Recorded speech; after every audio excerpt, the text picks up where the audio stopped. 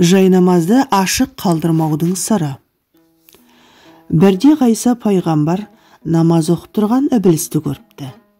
Астына жайнамаз төсеп алыпты. Ғайса сонда бұлай дейді: «Ей малғұн, сен намаз оқитын болғансың ба?» деп сұрайды. «Білмеуші ме едіңіз, мен 40 мың жыл періштелерге ұстаздық еттім. 100 мың жыл тәңірге құлшылық қылдым.